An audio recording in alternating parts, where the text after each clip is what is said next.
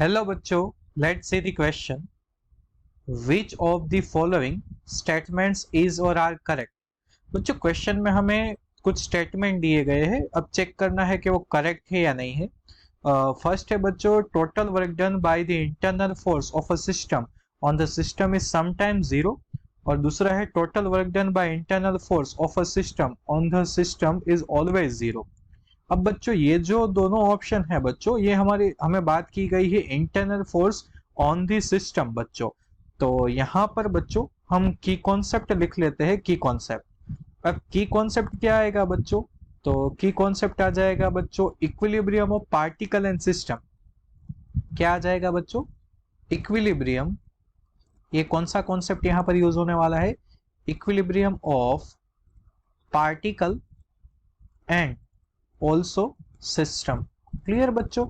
तो अब मैं आपको यहाँ पर कुछ लिख के समझाता हूं तो आपको पता चलेगा कि क्या है बच्चों। तो सपोज हम कंसिडर करते हैं, consider a system, consider a system of two particles, of two point particles. हम दो पॉइंट पार्टिकल्स को बच्चों कंसिडर करते हैं, टू पॉइंट पार्टिकल्स। क्लियर? इसके सिस्टम है बच्चों।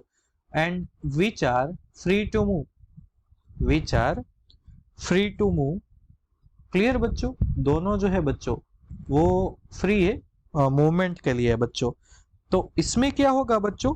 Work done by the electric force. यहाँ पर work done by the electric force, electric force वो क्या हो जाएगा बच्चों? Work done by the electric force is non zero. ये जीरो नहीं हो रहा बच्चों यहाँ पर, और ये जरूरी भी नहीं है बच्चों कि ऑलवेज जीरो होगा बच्चों। सो आपको ये याद रखना है बच्चों कि ये ऑलवेज रिक्वायर्ड नहीं है कि ये जरूरी हो कि ऑलवेज बच्चों वो नॉन जीरो हो। क्लियर बच्चों? तो हम यहाँ पर लिख सकते हैं बच्चों कि but is not necessary, but it is not necessarily, not necessarily true always. Always ये बच्चों ट्रू नहीं होगा। क्लियर बच्चों? तो अब हम बात करते हैं दूसरी बात की। तो आपको यहाँ पर पता चल जाएगा बच्चों कि कौन सा वाला ऑप्शन करेक्ट है बच्चों।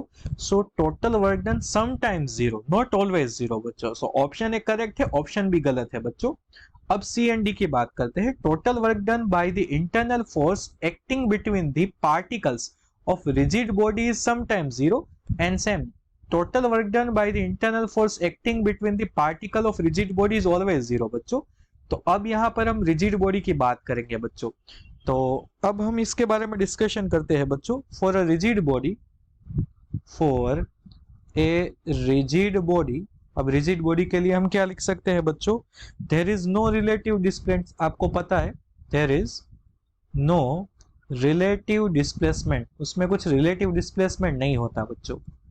there is no relative displacement, hence internal force, hence internal force do not do any work। Clear बच्चों? do not do any work। तो वहां पर कुछ वर्क डन नहीं होता बच्चों, ऑलवेज जीरो ही होता है बच्चों। तो अब आप देख सकते हो बच्चों कि यहाँ पर डी वाला करेक्ट है बच्चों, ऑलवेज वर्क डन जीरो होता है बच्चों, बिकॉज कोई रिलेटिव डिस्प्लेसमेंट तो है नहीं बच्चों। सो सी वाला ऑप्शन गलत है बच्चों। सो यहाँ पर आप देख सकते हो option A and option D जो है वो राइट है बच्चों। सो बच्चों अवर की concept will lead us to the correct answer, and correct answers are option A and option D. So I hope बच्चों you all understood it well. Best of luck.